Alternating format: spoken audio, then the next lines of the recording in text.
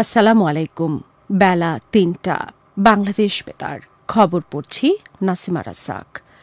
প্রধান উপদেষ্টা অধ্যাপক ড মোহাম্মদ ইউনুস বলেছেন, স্কাউটিংয়ের অভিজ্ঞতাকে কাজে লাগিয়ে ভবিষ্যতের পৃথিবী রচনা করতে হবে। তিনি আজ তার কার্যালয়ে আয়োজিত বাংলাদেশ স্কাউটসের শাপলা কাপ অ্যাওয়ার্ড বিতরণ ও কাপ কার্নিভালের উদ্বোধনী অনুষ্ঠানে দেয়া বক্তব্যে একথা বলেন। প্রধান উপদেষ্টা স্কাউটদেরকে অন্য ছাত্রদের জন্য আদর্শ হিসেবে বর্ণনা করে স্কাউটিংয়ের অভিজ্ঞতাকে কাজে লাগিয়ে উন্নত ভবিষ্যৎ গঠনের উপদেশ দেন। এ সময় তিনি স্কাউটিংয়ের গুরুত্ব ও বিভিন্ন কার্যক্রম তুলে ধরেন। স্বরাষ্ট্র উপদেষ্টা অবসরপ্রাপ্ত লেফটেন্যান্ট জেনারেল মোহাম্মদ জাহাঙ্গীর আলম চৌধুরী বলেছেন, সরকার কৃষিজমি সুরক্ষার জন্য একটি আইন করতে যাচ্ছে, যাতে কৃষিজমি দখল না হয়। দেশ থেকে অনেক দেশি ফল হারিয়ে যাওয়ায় এই জাতীয় গাছ বেশি করে লাগাতে সচেতনতা সৃষ্টি করতে হবে। তিনি আজ গাজীপুরের কালিয়াকৈর উপজেলার মৌচাক এলাকায় হর্টিকালচার সেন্টার পরিদর্শন শেষে সাংবাদিকদের একথা বলেন। এ সময় এক প্রশ্নের জবাবে স্বরাষ্ট্র উপদেষ্টা বলেন, মব জাস্টিস কোনোভাবেই গ্রহণযোগ্য নয়। পরিকল্পনা উপদেষ্টা ড ওয়াহিদুদ্দিন মাহমুদ বলেছেন, শিক্ষার্থীদের কৃত্রিম বুদ্ধিমত্তা বা এআইতে প্রশিক্ষণ দেয়া জরুরি।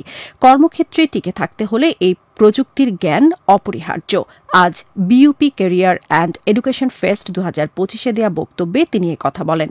পরিকল্পনা উপদেষ্টা বলেন, যেসব দেশ এআইতে এগিয়ে থাকবে, ভবিষ্যতে তারাই বিশ্বের নেতৃত্ব দেবে, আধিপত্য প্রতিষ্ঠা করবে।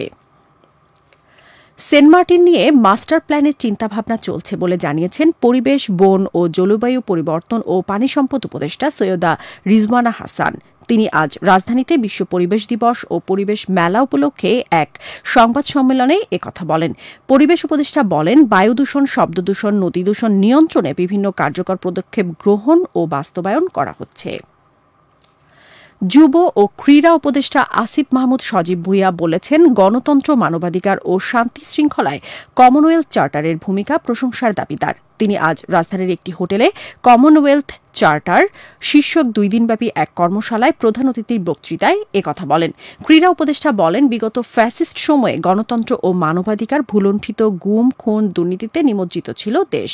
ক্রীড়া উপদেষ্টা বলেন, অন্তর্বর্তী সরকার দেশের সুশাসন প্রতিষ্ঠা ও জনগণের অধিকার প্রতিষ্ঠার ব্রত নিয়ে বিভিন্ন রাজনৈতিক দল ও সুশীল সমাজের ব্যক্তিদের সমন্বয়ে ও তাদের সুপারিশের ভিত্তিতে জুলাই সনদের আলোকে একটি শোষণমুক্ত, অর্থনৈতিক সমৃদ্ধ বাংলাদেশ গড়ে তোলার প্রত্যয়ে নিরলস প্রচেষ্টা চালিয়ে যাচ্ছে।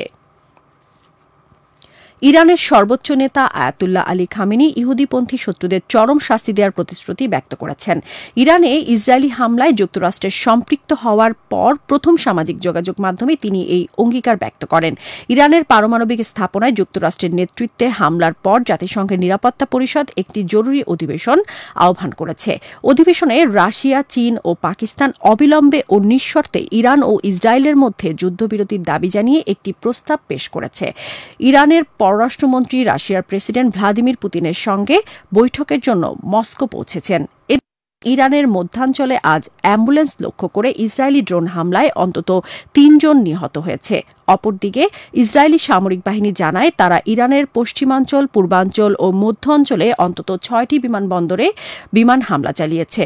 ইসরায়েল সামাজিক যোগাযোগ মাধ্যম এক্স এ ইসরায়েলের হিব্রু ভাষার অ্যাকাউন্টে পোস্ট করা এক বিবৃতিতে আরও জানায়, দূর থেকে মানবচালিত বিমান দিয়ে ১৫টি ইরানি বিমান ও হেলিকপ্টার ধ্বংস করা হয়েছে।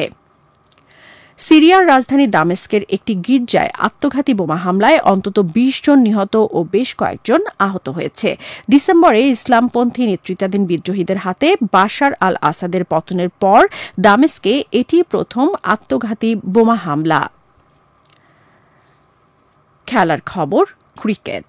বাংলাদেশ ক্রিকেট বোর্ড বিসিবি শ্রীলঙ্কার বিরুদ্ধে আসন্ন একদিনের আন্তর্জাতিক সিরিজের জন্য অলরাউন্ডার মেহেদী হাসান মিরাজকে অধিনায়ক করে ১৬ সদস্যের দল ঘোষণা করেছে। ৩ ম্যাচ একদিনের আন্তর্জাতিক সিরিজের প্রথমটি আগামী ২রা জুলাই অনুষ্ঠিত হবে। এছাড়া দ্বিতীয় ম্যাচ ৫ই জুলাই ও তৃতীয় ম্যাচটি ৮ই জুলাই অনুষ্ঠিত হবে।